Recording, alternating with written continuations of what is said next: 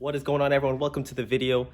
It is a sad day in Canada. We are in a third wave. We are in a lockdown for the bajillionth time. And so once again, the academy is closed. You know, my biggest beef with all of these shutdowns, which I mean, there's many reasons why our versions of lockdowns absolutely 100% suck. But particularly in my situation, literally maybe a week ago, 2 weeks ago now, we were allowed to have outdoor classes. So if you guys watched the last video, I said that we would be teaching outside in the parking lot, super empty lot here, and the first classes went great, and then we had a bunch of people registering for the second class. And literally in 5 days after them saying outdoor patios are safe and outdoor fitness class is safe, they take it all away. But golf courses are open. They tell you to exercise outside, but you can't exercise with anyone or anything because everything is closed. It's just a bunch of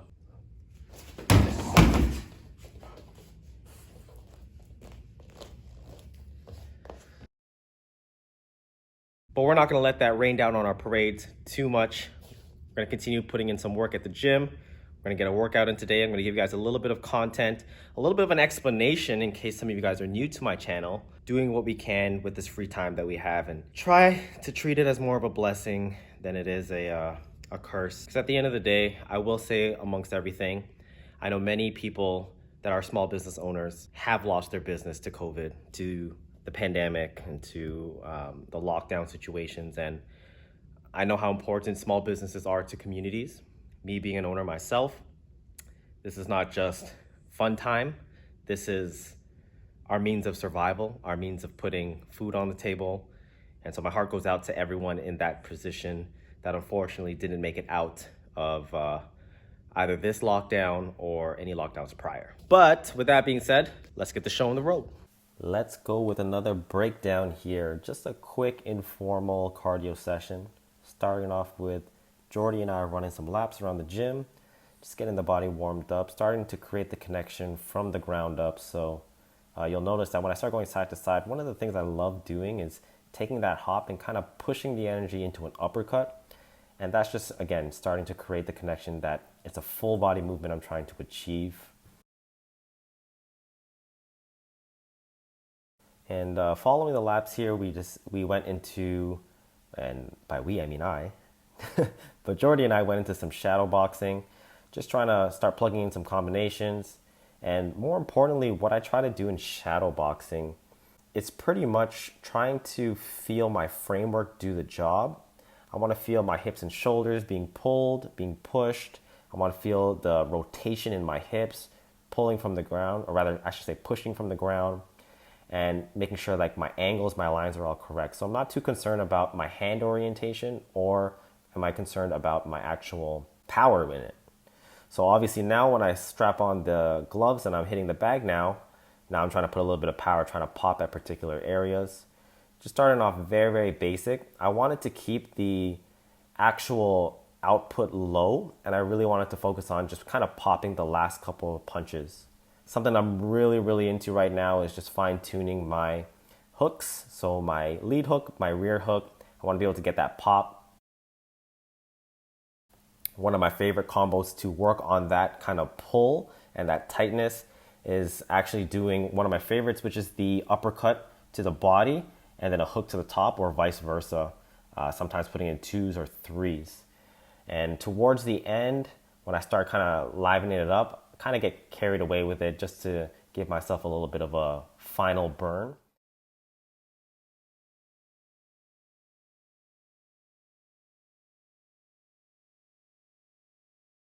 So you're gonna see in a bit, but especially with like the hooks, I really want to be able to pop and feel the leather just drive into the bag.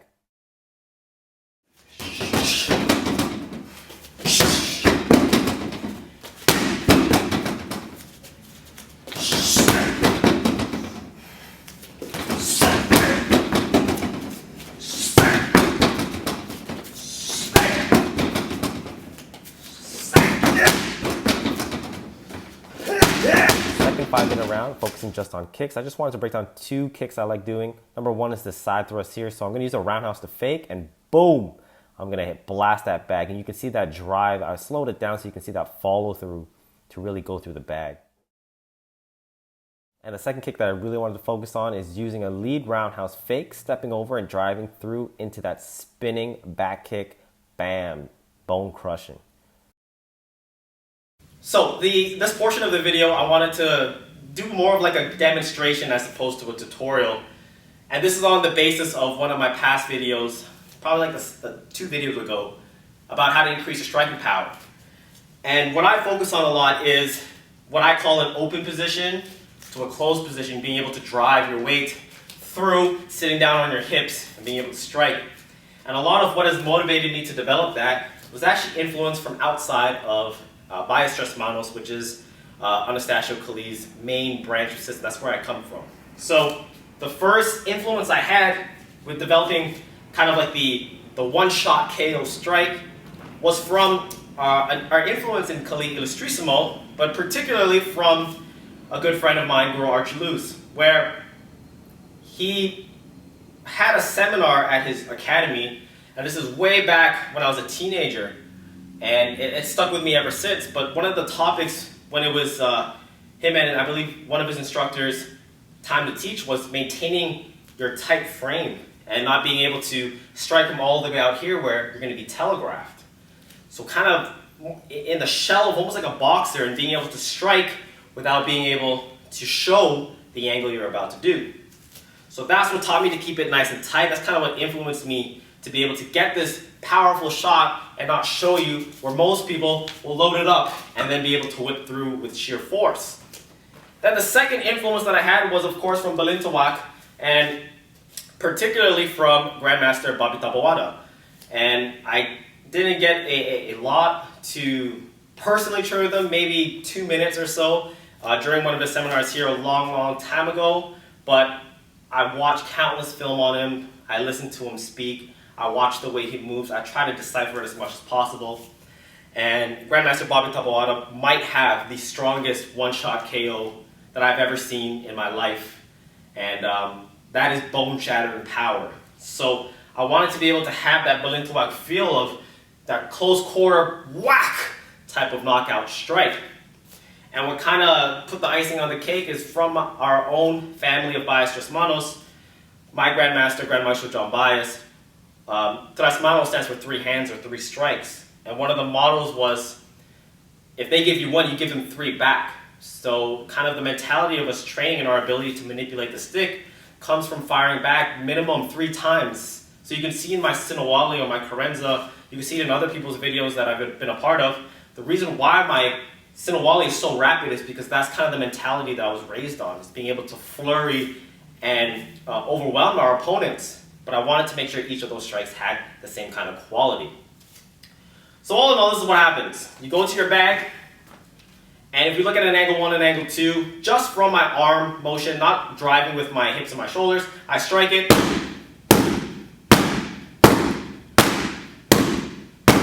You can hear like a lower tone of a thump, okay? And of course, with an angle 1 particularly, just by following through that angle, you might get more of the product that we're looking for, but you can definitely tell the difference in the backhand strike, where most people lack the power from.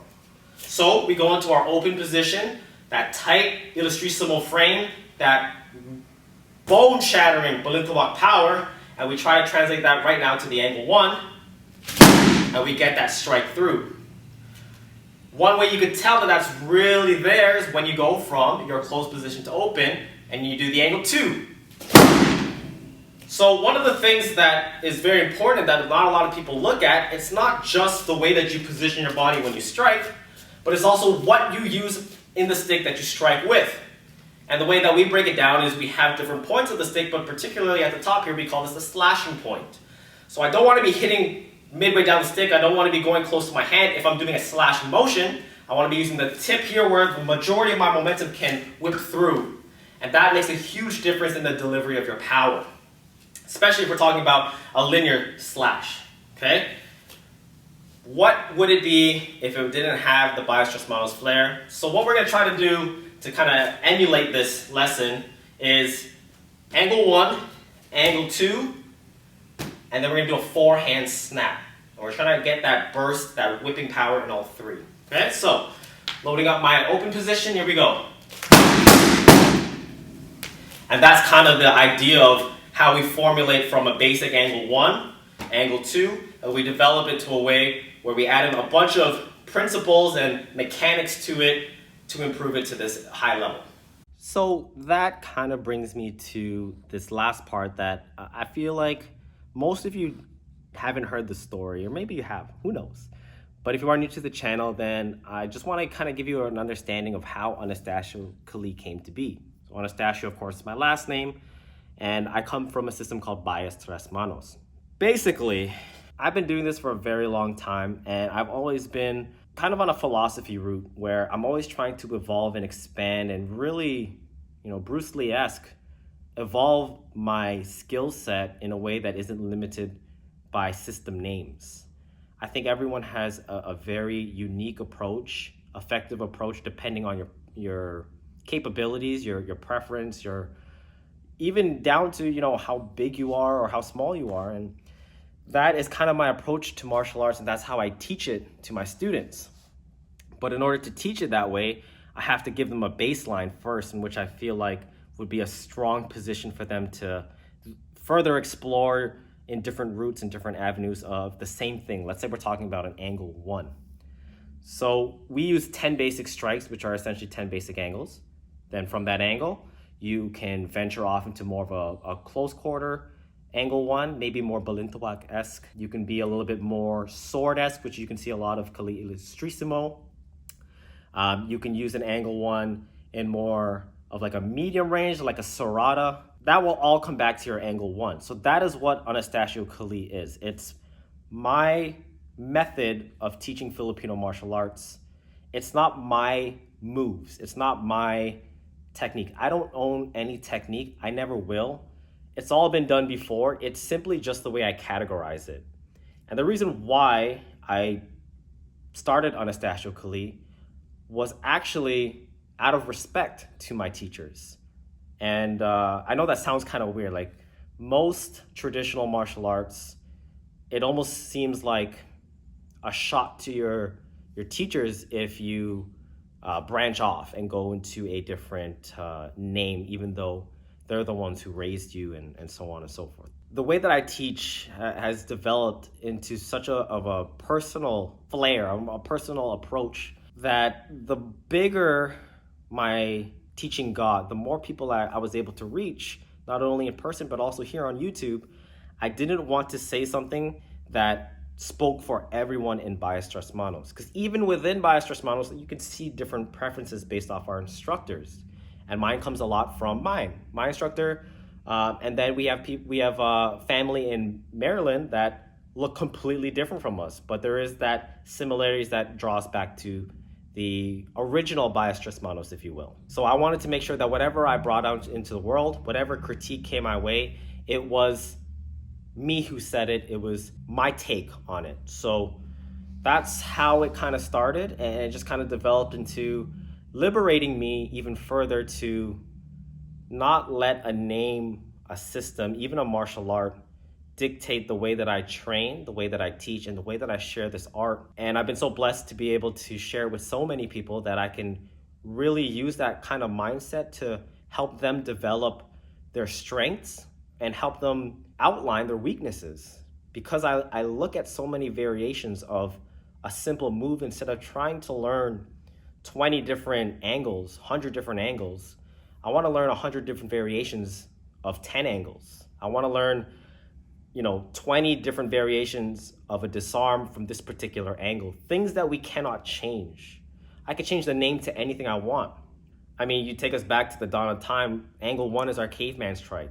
If anything, it belongs to whatever caveman struck first. So with that being said, I'm very much about understanding my strengths, my weaknesses, understanding my opponents, my students. And whenever I approach a particular topic to teach, I base it off of a generic outline, but I also want to keep the open conversation that if it goes this way or that way, what are the factors that determine if it goes left or right? Is it because I'm right-handed and they're left-handed? Is it because I'm more of a grappler and they're more of a striker? And that really keeps this open-ended journey in martial arts that I feel I can best express through Filipino martial arts as a base. And lo and behold, Anastacio Khalid. So, so far, I mean, it's given me many blessings. So I hope that when you guys look at Filipino martial arts, you don't think that it's, modern arnis is better than Balintuwag, or Serrata is the best way to go, or Pikiti Tercia is the only system that you need to learn. Everybody has something good. You have to figure out yourself. You have to figure out your body, your preference, your strength, your weakness, and you find the art that resonates with you most, or more importantly, you find the instructor that resonates with you the most, because that individual is going to help you on your journey and be able to give you the answers to the questions that you're going to have. And hopefully that instructor is open-minded as well, so he does not, or she does not, limit you in your growth. And that's a very important thing, especially with all the resources out there, all the instructionals, the YouTube videos, the online academies, even the physical academies themselves. And it feels so weird saying that because we've been shut down for so long, but I know, like, America, you guys are killing it right now. And Australia, what a time to be Australian. So anyways, I'm gonna wrap up this video here, guys.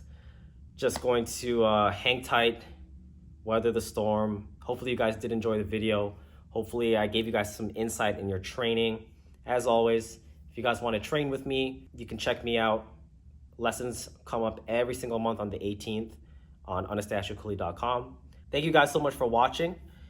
More stuff to come. Follow me on Instagram, and make sure you guys subscribe to this channel, because I will be posting actual updates with things like merch, any deals that we have when it comes to online training, and any other good stuff. So though the videos may not be as consistent, I am always on the web some way, somehow. So as always, wherever you guys are, I hope you guys are staying safe. I hope you guys are enjoying the weather.